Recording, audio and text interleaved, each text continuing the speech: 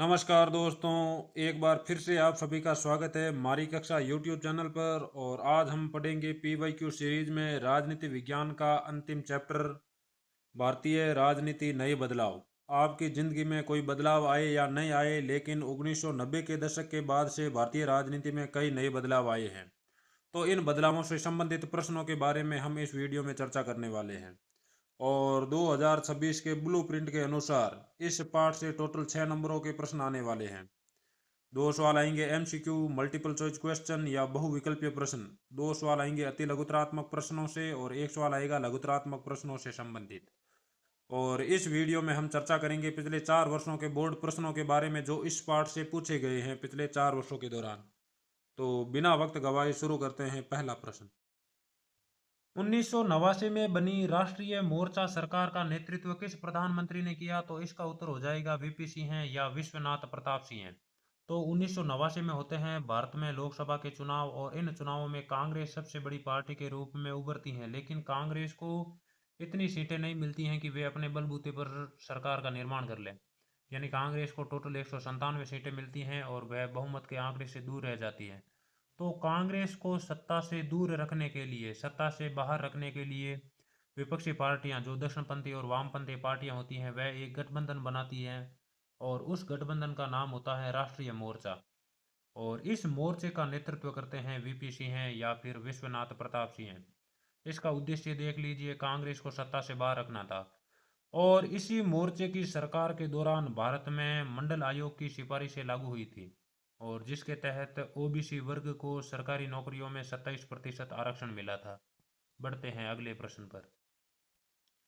बामसेफ का गठन कब हुआ? तो बामसेफ का गठन हुआ था सन 1978 में। बामसेफ की फुल फॉर्म देख लीजिए, backward and minority communities employees federation, या हिंदी में पिछड़ा और अल्पसंख्यक समुदाय कर्मचारी महासंघ। यह कोई सामान्य ट्रेड यूनियन नहीं था, यह था सरकारी कर्मचारियों का संगठन। और इसने बहुजन समाज की राजनीतिक चेतना को जगाने का काम किया। और बहुजन समाज में कौन कौन आते हैं इसके बारे में बता रखा है, एससी, एसटी, ओबीसी और अल्पसंख्यक। इसी संगठन के आधार पर बाद में कांशीराम ने दलित शोषित समाज संघर्ष समिति की स्थापना की, जिसे हम शॉर्ट में कहते हैं DS4। यदि एग्जाम में पूछ ले DS4 की स्थापना किसने की, तो DS4 की स्थापना की है कांशीराम ने। इसके बारे में भी ध्यान रखना है। और उसके बाद में है वो DS4 आगे जाकर बदल जाती है बहुजन समाज पार्टी में, जिसकी स्थापना होती है 1984 में। इसके बारे में भी आपको ध्यान में रखना है। तो बामसेफ का गठन होता है 1978 में, और बहुजन समाज पार्टी का गठन होता है 1984 में। ये दोनों जानकारी ध्यान रखनी है। और DS4 इसकी स्थापना की थी कांशीराम ने। बढ़ते हैं अगले प्रश्न पर। 1984 के लोकसभा चुनाव में कांग्रेस ने कुल कितनी सीटें जीती? तो इसका उत्तर हो जाएगा 415। तो ये चुनाव होता है प्रधानमंत्री इंदिरा गांधी की हत्या के बाद में। और इसके बाद जो चुनाव होते हैं ये होते हैं राजीव गांधी के नेतृत्व में। मतलब प्रधानमंत्री पद के उम्मीदवार थे राजीव गांधी, तो राजीव गांधी के साथ थी लोगों की सहानुभूति, क्योंकि हाल ही में उनकी माता का निधन हुआ है। तो इस सहानुभूति का उन्हें जबरदस्त फायदा मिला, और कांग्रेस ने टोटल 415 सीटें जीती और भारतीय राजनीति में एक नया इतिहास बना दिया, एक ही पार्टी द्वारा लोकसभा में सर्वाधिक सीटें जीतने का रिकॉर्ड। लेकिन 1999 में जब अगले चुनाव हुए तो यही सीटें 415 से घटकर 197 सीटों पर आ गई, और कांग्रेस अपनी सरकार नहीं बना पाती हैं और राष्ट्रीय मोर्चा सरकार बनाती हैं, जिसका नेतृत्व करते हैं वीपी सिंह। बढ़ते हैं अगले प्रश्न पर। अगला प्रश्न है, 1991 के चुनाव में निम्न में से कौन प्रधानमंत्री बना? तो 1991 में वापस पुनः लोकसभा के चुनाव होते हैं। 1999 में भाजपा है वो शुरुआत में राष्ट्रीय मोर्चा के साथ रहती हैं, और उसके बाद में गठबंधन तोड़ देती हैं, तो सरकार गिर जाती है, और 1991 में नए सिरे से चुनाव होते हैं। और इन चुनावों से जस्ट पहले मई 1991 में राजीव गांधी की हत्या हो जाती है। और इसके बाद कांग्रेस है वो सबसे बड़ी पार्टी के रूप में उभरती हैं, और पीवी नरसिम्हा राव भारत के प्रधानमंत्री बनते हैं। देखो, पहले प्रधानमंत्री बने थे वीपी सिंह हैं, और अब प्रधानमंत्री बन रहे हैं पीवी नरसिम्हा राव। वीपी और पीवी इसके बारे में ध्यान रखना है। और इनके कार्यकाल की बड़ी घटनाएं, सबसे बड़ी घटना तो थी बाबरी मस्जिद विध्वंस 6 दिसंबर 1992। और इन्हीं के कार्यकाल में भारत में लागू हुई थी नई आर्थिक नीति 1991। मतलब भारत की अर्थव्यवस्था को पूरी दुनिया के लिए खोल दिया गया। एलपीजी सुधार किए गए थे। बढ़ते हैं अगले सवाल पर। निम्न में से कौन बहुजन समाज पार्टी के संस्थापक थे? तो इसका उत्तर हो जाएगा कांशीराम। इसके बारे में हमने चर्चा की थी। यानी 1978 में बनता है बामसेफ, और उसके बाद में एक बनता है DS4 नाम से संगठन, और DS4 के बाद में बनती है BSP, बहुजन समाज पार्टी, और इसकी स्थापना होती है 1984 में कांशीराम द्वारा। तो जानकारी ध्यान रखनी है, यदि DS4 के बारे में पूछ ले तो इसकी स्थापना भी कांशीराम ने की थी। प्रश्न पर, मंडल आयोग की सिफारिशों को कब लागू किया गया? तो मंडल आयोग की सिफारिशों को लागू किया गया था 1990 में।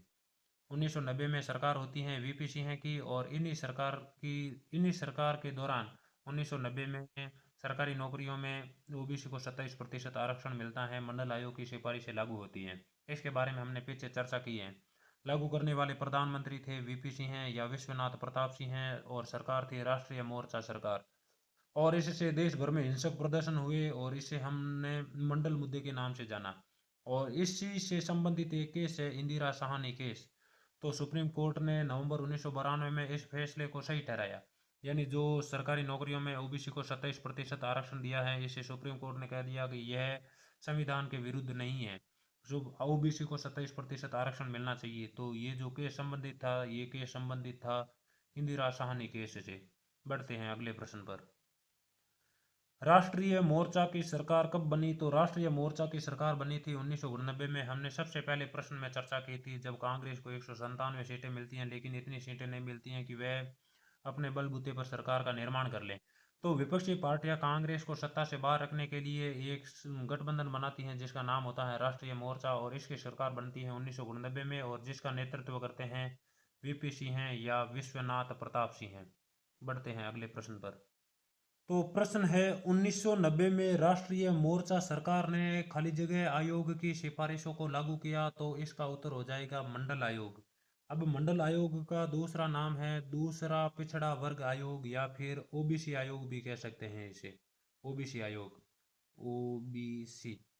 और इसके अध्यक्ष थे बिंदेश्वरी प्रसाद मंडल, या जिन्हें हम शॉर्ट में कहते हैं BP मंडल। और इस आयोग का गठन हुआ था 1978 में जनता पार्टी की सरकार के दौरान, जिस समय भारत के प्रधानमंत्री थे मोरारजी देसाई।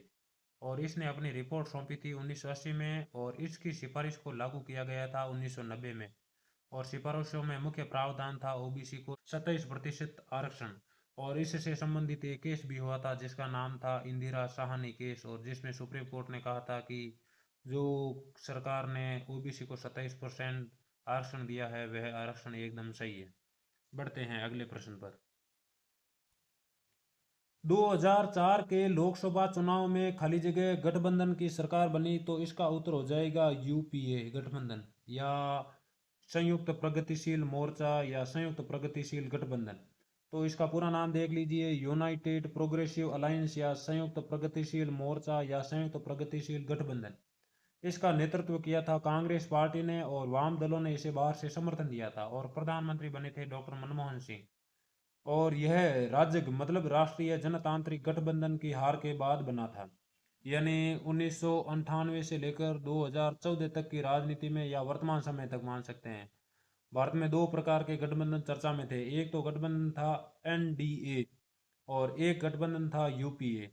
तो 1998 में जो सरकार बनी थी वो बनी थी NDA की, और 2004 में जो सरकार बनी थी वह बनी थी UPA की। तो UPA का तो नेतृत्व कर रही थी कांग्रेस, और NDA का नेतृत्व कर रही थी BJP। इसके बारे में आपको जानकारी रखनी है। NDA की फुल फॉर्म हो जाएगी नेशनल डेमोक्रेटिक अलायंस, UPA की फुल फॉर्म हो जाएगी यूनाइटेड प्रोग्रेसिव अलायंस। उसके बाद में देखिए अगला प्रश्न। अगला प्रश्न है, बाम सेप का गठन खाली जगह में हुआ। तो बाम सेप का गठन हुआ था 1978 में। इसके बारे में हमने चर्चा की है। इसके बाद में बनता है DS4, जिसकी स्थापना करते हैं कांशीराम, और यही आगे जाकर बन जाती है बहुजन समाज पार्टी, और इसकी स्थापना 1984 में कांशीराम द्वारा ही की जाती है। तो इन जानकारियों को भी आपको ध्यान में रखना है। बढ़ते हैं अगले प्रश्न पर। मंडल आयोग ने पिछड़ी जातियों के लिए क्या सिफारिश की थी? तो मंडल आयोग ने सिफारिश की कि केंद्र सरकार की नौकरियों और शिक्षण संस्थानों में पिछड़ी जातियों या OBC के लिए 27% सीटें आरक्षित की जानी चाहिए। और आयोग ने यह भी कहा कि भूमि सुधार लागू किए जाए ताकि पिछड़ी जातियों की आर्थिक स्थिति में सुधार हो। तो ये सिफारिशें थी मंडल आयोग की पिछड़ी जातियों के संबंध में।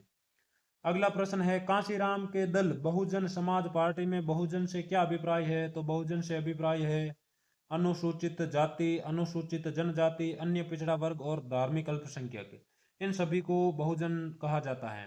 और कांशीराम का तर्क था कि ये चूंकि आबादी में सबसे ज्यादा है और इसलिए इनकी लोकतंत्र में हिस्सेदारी भी सबसे ज्यादा होनी चाहिए। बढ़ते हैं अगले प्रश्न पर। अगला प्रश्न है, राजग या एनडीए का पूरा नाम लिखिए। तो राजग का पूरा नाम है राष्ट्रीय जनतांत्रिक गठबंधन, नेशनल डेमोक्रेटिक अलायंस। और इसका गठन हुआ था 1998 में और इसका नेतृत्व किया था भारतीय जनता पार्टी ने। और अटल बिहारी वाजपेयी है वो इसके पहले प्रधानमंत्री बनते हैं। इसके बारे में हमने पीछे चर्चा की है। और साथ ही साथ एनडीए के बारे में पूछा है तो आपको यूपीए के बारे में भी ध्यान रखना है। यूपीए संयुक्त प्रगतिशील मोर्चा, यूनाइटेड प्रोग्रेसिव अलायंस, इसकी स्थापना होती है 2004 के आसपास और इसके पहले प्रधानमंत्री बनते हैं मनमोहन सिंह और इसका नेतृत्व करती है कांग्रेस। यानी एक गठबंधन का नेतृत्व कांग्रेस द्वारा किया जाता है और एक का नेतृत्व किया जाता है भाजपा के द्वारा। उसके बाद में अगला प्रश्न, ओबीसी का पूरा नाम लिखिए। तो ओबीसी का पूरा नाम हो जाएगा अन्य पिछड़ा वर्ग या अदर बैकवर्ड क्लास। और यह अनुसूचित जाति और जनजाति से अलग एक श्रेणी है जो शैक्षिक और सामाजिक रूप से पिछड़ी हुई है। अगला प्रश्न है, 1989 में राष्ट्रीय मोर्चा सरकार को किन दो परस्पर विरुद्ध राजनीतिक समूहों ने समर्थन दिया था? तो इसका उत्तर हो जाएगा भाजपा और वाम मोर्चा ने। यानी एक दक्षिणपंथी पार्टी थी और एक वामपंथी पार्टी थी, फिर भी है वो राष्ट्रीय मोर्चा सरकार को बाहर से समर्थन देती है। और यह भारतीय राजनीति का एक विडंबनापूर्ण दौर था जहां घोर दक्षिणपंथी और एक वामपंथी पार्टियां एक साथ आई केवल और केवल कांग्रेस को सत्ता से दूर रखने के लिए। तो आपको ध्यान रखना है 1990 में राष्ट्रीय मोर्चा सरकार को भाजपा और वाम मोर्चा समर्थन देती है। बढ़ते हैं अगले प्रश्न पर। बाम सेफ का प्रमुख उद्देश्य क्या था? तो बाम सेफ का प्रमुख उद्देश्य था दलित, आदिवासी, पिछड़े और अल्पसंख्यक समुदायों के कर्मचारियों को संगठित कर उनकी राजनीतिक सत्ता की तरफदारी करना और उनके साथ हो रहे भेदभाव के खिलाफ आवाज उठाना। यह मुख्य उद्देश्य था बाम सेफ का और इसका गठन हुआ था 1978 में, जिसमें सभी सरकारी कर्मचारी शामिल थे जो पिछड़े वर्ग से आते थे। उसके बाद में अगला प्रश्न है, भारतीय जनसंघ के प्रमुख नेता कौन कौन थे? कोई दो के नाम बताइए। तो इसके बारे में चर्चा शायद हमने पिछले पार्ट में भी की है लेकिन फिर भी देख लीजिए। तो भारतीय जनसंघ के प्रमुख नेता थे श्यामा प्रसाद मुखर्जी जिन्होंने इसकी स्थापना की थी। एक थे दीनदयाल उपाध्याय और एक थे बलराज मधोक। तो भारतीय जनसंघ का विलय 1977 में जनता पार्टी में हो जाते हैं और उसके बाद में 1980 में यह भारतीय जनता पार्टी में बदल जाती है। उसके बाद में अगला प्रश्न, अन्य पिछड़ा वर्ग आयोग या अन्य पिछड़ा वर्ग को आरक्षण हेतु किस आयोग ने सिफारिश की थी? तो इसका उत्तर हो जाएगा मंडल आयोग, जिसकी अध्यक्षता की थी बिंदेश्वरी प्रसाद मंडल ने। और इसका गठन हुआ था 1978 में और इसने अपनी रिपोर्ट दी थी 1980 में और इसकी सिफारिशें लागू हुई थी 1990 में। बढ़ते हैं अगले प्रश्न पर। 1989 के बाद लगातार गठबंधन की राजनीति क्यों प्रभावी रही? संक्षेप में स्पष्ट कीजिए। तो इसका उत्तर देखिए, 1989 का वर्ष भारतीय राजनीति में एक महत्वपूर्ण मोड़ था। इस चुनाव में कांग्रेस की करारी हार हुई जिससे कांग्रेस प्रणाली का अंत हो गया, लेकिन किसी अन्य पार्टी को भी पूर्ण बहुमत नहीं मिला और इस शून्यता को भरने के लिए क्षेत्रीय दलों में अभूतपूर्व उभार हुआ। जनता दल जैसे नए दलों ने क्षेत्रीय पार्टियों के साथ मिलकर गठबंधन बनाना शुरू किया। क्योंकि किसी एक दल के पास सरकार बनाने का जादुई आंकड़ा नहीं था, इसलिए मजबूरन दलों को एक दूसरे का सहयोग लेना पड़ा और 1989 से 2014 तक केंद्र में कुल 9 सरकारें बनी और ये सभी गठबंधन की सरकारें थी। अब कौन कौन से गठबंधन थे उनके नाम दे रखे हैं, राष्ट्रीय मोर्चा, संयुक्त मोर्चा, एनडीए और यूपीए। और ये सभी अल्पमत की सरकारें थी, यानी किसी एक पार्टी के पास इतनी सीटें नहीं थी कि वे अपने बलबूते पर सरकार का निर्माण कर लें। तो इस दौर में विचारधारा से ज्यादा सत्ता प्राप्ति महत्वपूर्ण हो गई जिससे गठबंधन राजनीति प्रभावी हुई। बढ़ते हैं अगले प्रश्न पर। भारतीय राजनीति में 1990 के दशक के बाद आए प्रमुख बदलावों को लिखिए। तो भारतीय राजनीति में 1990 के दशक के बाद आए कुछ बदलाव है। सबसे पहला बदलाव है कांग्रेस के प्रभुत्व का अंत, यानी 1989 की हार के बाद कांग्रेस का एक छत्र राज खत्म हो गया और बहुदलीय प्रणाली मजबूत हुई, यानी कई गठबंधन पार्टियां सरकार बनाने लगी। उसके बाद में दूसरा है बदलाव मंडल मुद्दे का उदय। 1990 में मंडल आयोग की सिफारिशें लागू होने से ओबीसी आरक्षण राजनीति के केंद्र में आ गया, जिससे मंडल कमंडल की राजनीति शुरू हो गई। मंडल कमंडल मतलब ओबीसी वर्ग को राजनीति में लाने के लिए और साथ ही साथ धार्मिक मुद्दों को राजनीति में लाने की शुरुआत हो गई। उसके बाद में तीसरा बदलाव हो जाएगा नई आर्थिक नीति। तो 1991 से पहले भारत की अर्थव्यवस्था एक प्रकार की संरक्षणवादी नीति पर कार्य कर रही थी, लेकिन 1991 में नई आर्थिक नीति के बाद में भारत की अर्थव्यवस्था को पूरी दुनिया के लिए खोल दिया गया। तो यह एक और बदलाव था। उसके बाद में अगला बदलाव है अयोध्या विवाद। तो 6 दिसंबर 1992 को बाबरी मस्जिद विध्वंस ने देश में सांप्रदायिकता और धर्मनिरपेक्षता पर बहस छोड़ दी और भाजपा का उभार हुआ। उसके बाद में अगला प्रमुख बदलाव था राजीव गांधी की हत्या। मई 1991 में उनकी हत्या के बाद कांग्रेस के नेतृत्व में बदलाव आया और इस प्रकार ये कुछ प्रमुख बदलाव है भारतीय राजनीति में 1990 के दशक के। बढ़ते हैं अगले प्रश्न पर। लोकसभा चुनाव 2004 के पश्चात अनेक महत्वपूर्ण मसलों पर अधिकतर राजनीतिक दलों के बीच व्यापक सहमति बनी। इनमें से कोई दो का संक्षिप्त विवेचन कीजिए। तो ये दो संक्षिप्त विवेचन हो जाएगा। नई आर्थिक नीति पर सहमति, चाहे कितनी भी सरकारें आई, चाहे कितनी भी गठबंधन सरकारें आई, लेकिन उन्होंने नई आर्थिक नीति से संबंधित कोई भी बदलाव नहीं किए, चाहे वो वामपंथी सरकार हो, चाहे वो दक्षिणपंथी सरकार हो। उन्होंने उदारीकरण और निजीकरण को बढ़ावा दिया और माना गया कि देश की समृद्धि के लिए ये नीतियां आवश्यक हैं। उसके बाद में दूसरी, पिछड़ी जातियों के आरक्षण पर स्वीकृति, यानी कोई भी आगे बढ़ने वाली सरकार ने वापस से ओबीसी के आरक्षण को समाप्त करने का प्रयास नहीं किया। उन्होंने माना कि ओबीसी को वास्तव में आरक्षण मिलना चाहिए। बढ़ते हैं अगले प्रश्न पर। बाम सेफ पर संक्षिप्त टिप्पणी लिखिए। तो इसके बारे में हमने पिछले कई सवालों में चर्चा की है, फिर भी देख लीजिए। बाम सेफ का पूरा नाम backward and minority communities employ federation है, जिसका गठन 1978 में हुआ था और यह सरकारी कर्मचारियों का संगठन था। और यह संगठन सामान्य मजदूर संघों से अलग था क्योंकि इसने वेतन भत्ते की जगह सामाजिक बदलाव पर जोर दिया और इनका मुख्य तर्क था कि Bahujan Samaj, SC, ST, OBC और माइनॉरिटीज भारत की आबादी में बहुमत में है, तो सत्ता भी सवर्णों के हाथ में क्यों होनी चाहिए, इनके हाथ में क्यों नहीं। तो बामसेफ ने दलितों और पिछड़ों की राजनीतिक चेतना जगाई और इस संगठन की नींव कांशीराम ने पहले दलित शोषित समाज संघर्ष समिति DS4 बनाई और इसके बाद में 1984 में बहुजन समाज पार्टी की स्थापना की, जिसने उत्तर प्रदेश की राजनीति में महत्वपूर्ण भूमिका निभाई है। बढ़ते हैं अगले प्रश्न पर। भारत में गठबंधन राजनीति का क्या प्रभाव पड़ा? कोई दो प्रभाव लिखिए। तो सबसे पहला प्रभाव था क्षेत्रीय दलों का वर्चस्व और दूसरा था विचारधारा की गौणता। तो ज्यों ही भारत में गठबंधन राजनीति की शुरुआत हुई तो क्षेत्रीय दलों को उभरने का मौका मिला, जैसे समाजवादी पार्टी, राजद, DMK, अकाली दल, और ये राष्ट्रीय राजनीति में किंग मेकर की भूमिका में आ गए।